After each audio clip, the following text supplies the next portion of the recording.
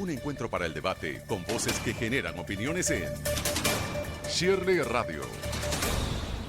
Quedan 19 días para las elecciones presidenciales y hoy he invitado en nuestra mesa país, repiten 2 invitados de lujo para conversar lo que tiene que ver con el panorama electoral y por supuesto el inicio de la campaña electoral. Me acompaña Vladimir Villegas, periodista, Alonso Moleiro, columnista, escritor corresponsal del País, periodista también. Buenos días y bienvenidos a ambos. ¿Cómo están?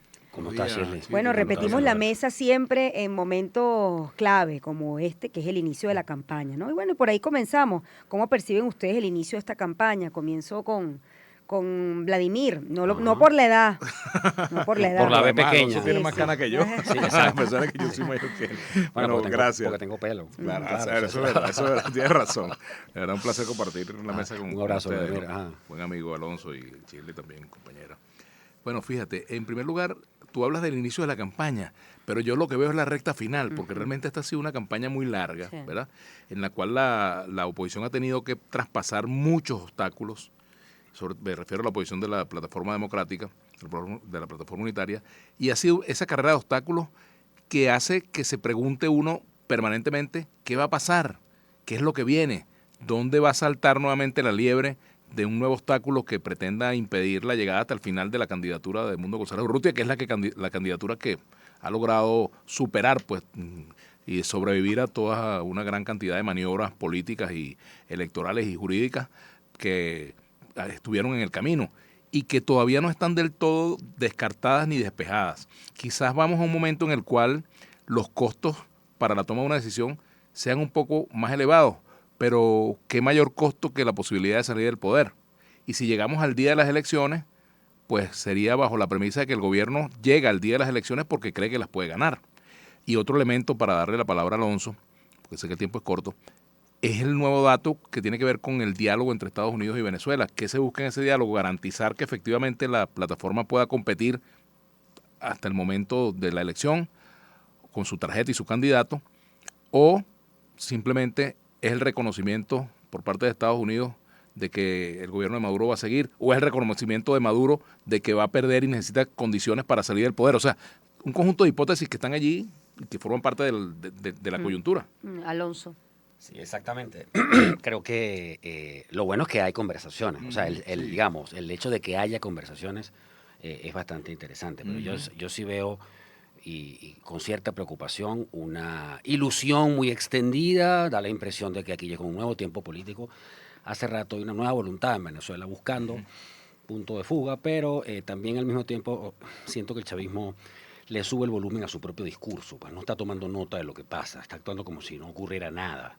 O sea, construyó un muro, como siempre hace, pero esta vez de forma mucho más predeterminada, con sus consignas, sus valores y su mundo, y se encerró en él. Basta ver la propaganda oficial, porque bueno, eso le abre, digamos eso, la posibilidad que se presentan hipótesis que uno no desea, ¿no? Eventos sobrevenidos, esto es un mes de campaña. Habitualmente estos diseños del chavismo son así, pues unas campañas como apretadas, eran sobre todo, porque con esto, pues desde el poder tú puedes administrar unas ventajas si no hay mucho acceso a los medios. Así funcionó en el tiempo de Henry Falcón en 2018. Pero es que acá es diferente, o sea, entre más pequeño es el pueblo, más calurosa es la bienvenida a González Urrutia. Entre más pequeño y más abandonado, más problemas de servicios tiene. Aquí no hay marketing político, aquí no hay... Es decir, hay bastantes limitaciones para enviar mensajes a la población y sin embargo, aunque por supuesto que el chavismo está vivo y existe y lo ves y algunas concentraciones que hacen no son tan pequeñas. Yo me pongo a ver y digo, bueno, esta quedó bien. O sea, pues claro, todo el mundo está hablando de que son pequeñas, de que no va nadie.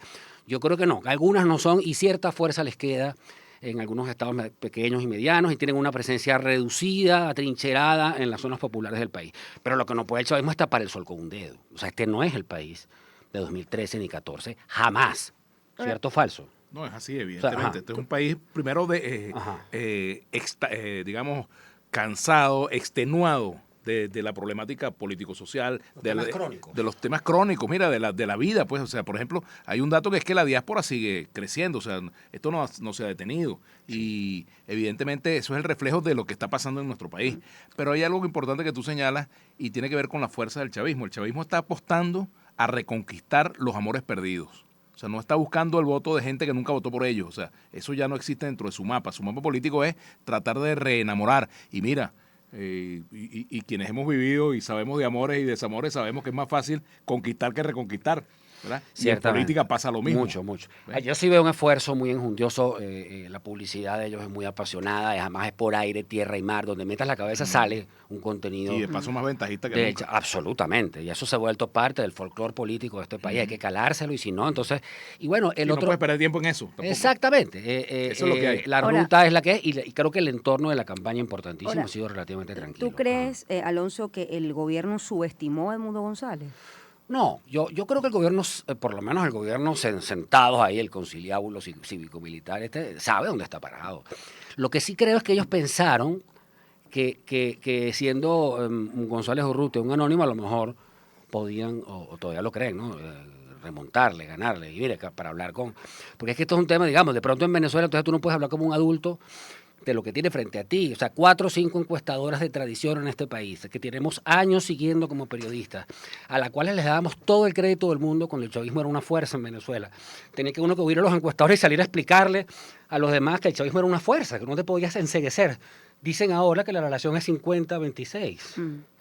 49, O hay algunas que 24. hablan de un poco más, Sí. 30 y 35, 62, algo En todo así. caso, 52, es pero una ventaja muy clara. 35, 52. Eso se va a dirimir en una elección. Sí. Y el planteamiento acá, que yo creo que tanto Lula como Petro les tienen que estar haciendo a Maduro es, mira, independientemente de la existencia de una revolución, que es un credo de los chavistas, aquí hay un Estado que tiene que ser constitucional, republicano, para todo el mundo, y tú estás obligado a someterte, pues. Y además hay suficiente fuerza en el chavismo, tanto política como física, para pasar a la oposición y poner condiciones.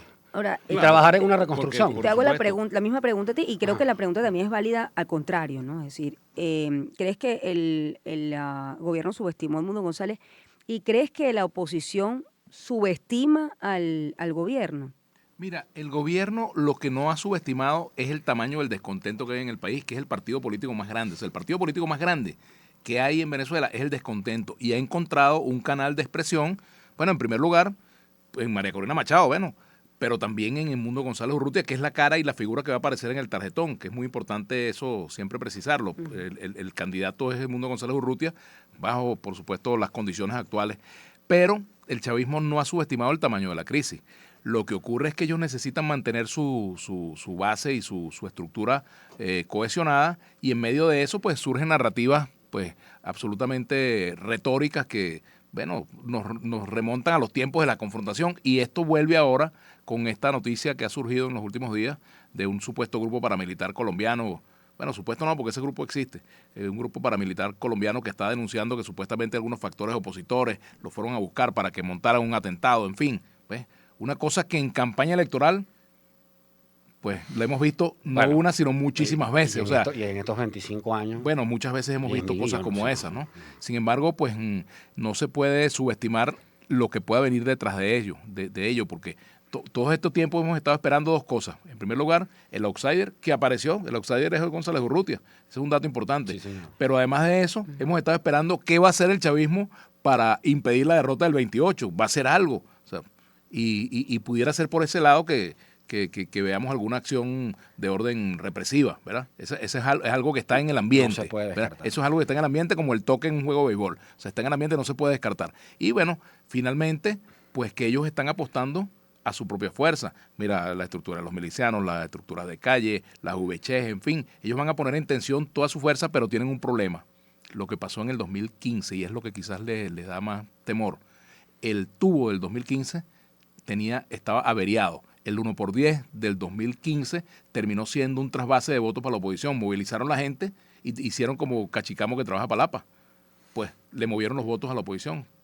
Bueno, y yo creo que aquí estamos en una situación donde, digamos, en la calle, en el mar de la sociedad venezolana, pues en el interior del país, en las zonas más complicadas, donde la vida es mucho más difícil, hay un hartazgo muy profundo y además creo que hay plena conciencia del momento que se vive. Yo creo que la gente está clarita, pese a que tenemos un panorama informativo un poco pixelado. Entonces, pero creo que me preocupa el tono del gobierno, pues me preocupa que se cierra, hay un planteamiento ahí delicado, o sea, algunos actores del Estado están haciendo unas insinuaciones que serían bastante escandalosas, que no estarían bien. Y bueno, ¿de quién es amigo el gobierno? Finalmente, ¿no? Porque los países amigos del gobierno han hecho cosas así en sus países. En Irán ha pasado ya, pues, en Rusia. Es decir, no son precisamente democracias, pues, participativas y protagónicas las que se viven en esas naciones, ¿no? Ni en China. Pero bueno, al mismo tiempo tú ves, bueno, es decir, lo fundamental acá es que hay gente buscando un punto de fuga, o sea, gente que quiere expresarse y que además quiere un desenlace incruento de este problema. Yo justamente te preguntaba el tema de si la oposición subestima al gobierno numéricamente, es decir, en cuanto a los apoyos. O sea, pudiesen tener quizás ellos más apoyo De lo que parece. Bueno, yo no sé, yo me voy a arriesgar porque me voy a arriesgar. Es decir, siempre esa es la lógica natural que tenemos acá a la hora de evaluar el problema. Y aquí hemos visto analistas, encuestadores que siempre le arriman la carga analítica al gobierno para asegurarse. Porque el gobierno además tiene el poder. Y con el poder y el poder de coacción, tú puedes controlar un número de votos. Pues. O sea, hay unos factores. Aquí hace 20 años se hablaba del voto oculto en el referéndum revocatorio. Bueno, no había voto oculto, el voto oculto era al contrario. O sea, esa era una hipótesis fallida. Pero en un momento como este, yo tiendo a pensar que podría obrar incluso en contrario. O sea, yo no niego que el chavismo tiene un aparato con una fuerza y un credo. Y que además, mucha de esa gente que va no es que le pagan, cree su cosa, cree que es las sanciones, cree que así es la cosa, porque hay que seguir en comunas, estatizando, que la culpa es de la guerra económica y que nos están saboteando. Y así vamos hasta 30 años más, 60 años más en este país. Entonces, pero lo que creo es que los valores políticos chavistas, es decir, los valores reproductivos de masa, incluso sus promesas sociales como los CLAP, la gente está cansado de eso. La gente le tiene rechazo a los CLAP. Yo no siento que el CLAP sea una cosa... Fíjate, es una paradoja, porque siente rechazo a eso, pero también si lo pierden, no hay algo alternativo, y dice, bueno, entonces, ¿qué va a pasar con nosotros? Y fíjate, hay un punto importante y tiene que ver con algo que dijo González Urrutia en una entrevista que yo le hice el pasado fin de semana para mi canal de YouTube, donde, bueno, el tema de o sea, él decía que va a guiarse, su gobierno pretende guiarse a través de la Constitución como plan de vuelo. Y allí es donde es importante que un mensaje opositor al electorado chavista que está descontento, que siente que esto está agotado, pero que también siente temores con respecto a lo que puede venir, es muy importante. Sí. Y la figura allí, el discurso del candidato en estos días, del candidato de la plataforma, es muy importante, y de cualquiera que quiera captar votos de factores distintos a la oposición tradicional, que son que es la base del chavismo, que está descontenta, que está maltratada, que se siente abusada. Claro, o que viene después del 28, claro, cómo se va a conformar ese gobierno en caso que ganara. Por supuesto, que eso es un puente que hay que cruzar cuando se llegue allá. Sí. Pero hay otro punto Parece importante. Que fuera dentro de 17.000 años. Que este es ahorita. Que este es un país en el cual a la gente le molesta el ventajismo, el atropello al otro. Por ejemplo, eso que pasó en el avión con González Urrutia sobre, que lo maltrataron allí, en fin, ese tipo de cosas más bien lo que hace es ser contraproducente. Y María Corina se les creció porque no le permitieron montarse en avión, porque le bloqueaban su movilización, y resulta que eso se convirtió en su leitmotiv de campaña.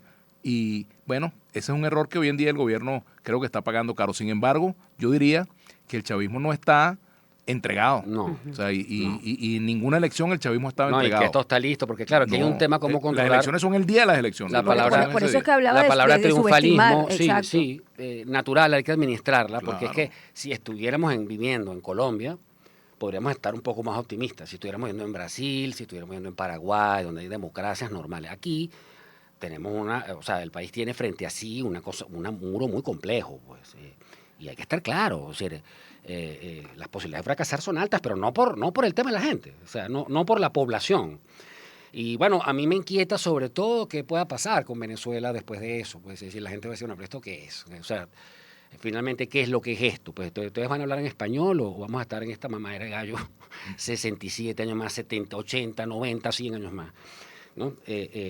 Y por eso es que me parece que sí, o sea, que estamos en un momento político particularmente álgido, creo que un momento político, ya hemos dicho otras veces que decisivo, pero es que me parece que aquí hay dos tendencias en pleno proceso. Pues, que es el fervor popular, la decisión tomada que tiene el país. Yo hace un mes me parecía que era un exceso decir que era una decisión tomada, pero ahora sí lo siento. Pues fíjate que el tema decisivo, ¿no? Ajá. Que siempre que hemos estado ante una elección, pues siempre se ha dicho, este es un momento decisivo, pero este es un momento distinto, sí, políticamente, es distinto a otras elecciones, Vladimir, y luego Alonso. Sí. Yo diría que cada momento es decisivo, o sea, cada instante de aquí al 28 de julio es decisivo porque no se sabe por dónde va a salir la liebre, ¿verdad? Por dónde va a saltar la liebre. Fíjate tú, yo no tengo ningún elemento para decir que el gobierno se va a robar la elección, de que va a haber un fraude montado, nada de eso. Más bien creo que ese tipo de posiciones lo que terminan es alentando la abstención, la desesperanza y la desconfianza en el voto como instrumento de cambio. Lo que sí me atrevería a decir es lo que ya he dicho en otros momentos, en el sentido de que si, por ejemplo, llegara a ocurrir eso, un manotazo electoral, ¿verdad?, pues el 28 de julio podría convertirse el gobierno en lo que fue el 1 de enero de 1958 para la dictadura de Pérez Jiménez, en cuanto a que Venezuela no estaría preparada para digerir tranquilamente una cosa como esa. Ahora, si hay una elección y tiene el reconocimiento y la maquinaria electoral le funcionó al chavismo y derrotó a la oposición, pues ya estamos dentro de otro escenario. No hay cómo cantar resultados en este momento. O sea, cantar un resultado en este momento sería una tontería. Las tendencias indican que evidentemente el gobierno está derrotado. Pero bueno, el juego se gana en el último inning. Y además... Entonces es importante que también hay gente que tiene, incluso en el tema, digamos, de las encuestas, tiene temor a responder. Es decir, responder. Por eso es que creo que podría haber una lógica un poco más honda en favor del descontento y finalmente es del interés en cambiar, aunque sea un ratico, porque de gobierno. Fíjate que aquí hay un tema, yo siento que el 23 de enero en Venezuela se conquistaron unas cosas, no solo la democracia, el pluralismo, el espíritu republicano, la alternabilidad política, que es una conquista, es un haber, o sea, es una cosa, es un derecho adquirido, es como que le quites a los trabajadores sus prestaciones por decreto. No puedes hacer eso. O sea, cambiar de gobierno es un derecho que uno tiene, que te lo dio, ¿qué? Pues la caída del último dictador. El chavismo también celebra el 23, tiene su propia interpretación, que es la que ha tenido la izquierda en Venezuela. Pero inhibir la alternabilidad es quitarle un derecho a la gente. Y la alternabilidad no es ningún delito ni ningún plan conspirativo, ni tiene necesariamente elementos para ofender. La gente quiere votar y quiere cambiar. Bueno, vamos a ver si lo puede hacer. A lo mejor... Bueno, eso es como el derecho de divorciarse. La sociedad tiene derecho de divorciarse de un gobierno que lo ha hecho mal. Punto. Bueno, imagínate que no, está prohibido el divorcio. Aquí llegamos para quedarnos. No hay vuelta atrás. Ahora, ¿Te imaginas eso? Nadie se casa. Hemos hablado del 1 por 10, 1 por 10, 1 por 10 por 7. Sí. Pero hablemos del 1 por 9, ¿no? Que es la estrategia de lo que son los comanditos, ¿no? Y los testigos. ¿Qué tan afilada está o puede estar, digamos, afilada o tan estructurada la organización de la defensa del voto por parte de la plataforma unitaria, ¿no? Que bueno, que es un punto importante también en la elección, Vladimir. Bueno, mira, yo no tengo elementos tampoco para decir que está el 80%, el 100% o el 90% de los testigos. Cuando hablo con gente de la plataforma, pues todos me dicen que eso está caminando, que ya se resolvieron los temas de pugna entre los partidos por el tema de los testigos. Pero al final, yo creo que también hay que confiar en el sistema electoral. El sistema electoral es un sistema automatizado. Yo no creo que tenga margen para el fraude. Si nos ponemos a alimentar cosas de que si nos faltan testigos nos vamos a perder la elección, pues creo que no es por allí, porque ni siquiera en el 2015 hubo un 100% de testigos y se ganó la elección ampliamente. Sí, quizás las condiciones políticas ahorita sean peores que las del lo que 2015. te juego es el Poder Ejecutivo. Otra cosa. Sí. Pero yo tengo entendido que eso va bien. La movilización del voto, sí, porque el gobierno tiene una estructura desde hace muchos años. Claro, llega donde está Venezuela, al último rincón de verdad. Y es un aparato cívico-militar. O sea, el Estado venezolano es chavista. Eso es lo que pasa. O sea, y no debe serlo. Debe ser republicano, debe ser de todos. Pero se creó un Estado chavista. Entonces ellos están en todas partes, ellos tienen poder. Por eso que la tienen tarea gente. fundamental es la reinstitucionalización del país. Eso tiene que darse, bueno, como una tarea pendiente de la democracia desde hace mucho tiempo. Oye, quería decir algo. Sí. Lo que yo escucho de algunas fuentes es que eso va bien, va encaminado, que se remontó el asunto de los testigos que tenían que ser, ese hueco que generó un bache ahí. O sea, hay bastantes voluntarios. Sobre eso ahorita hay tranquilidad. Es lo último, así 2-3 días recientes. Bueno, los desafíos para Edmundo González en esta elección, ya tengo que despedir, y los desafíos también para el presidente Nicolás Maduro, que son los candidatos. Hay otros candidatos, pero definitivamente es una elección mucho más polarizada en este momento. Bueno, fíjate, yo diría que Nicolás Maduro se está jugando no solamente la presidencia de la República, sino el liderazgo del chavismo, porque si Nicolás Maduro pierde la elección, pues dentro del chavismo viene un proceso de pase de factura para él y de pérdida de su influencia política. Si en el caso de González Urrutia su reto es asumir protagonismo de aquí al día de la elección, un protagonismo cada vez mayor, con lo que ha sido un discurso que yo creo que ha calado mucho, que es un discurso de cambio, pero también de tranquilidad con respecto a las perspectivas de lo que viene. Alonso.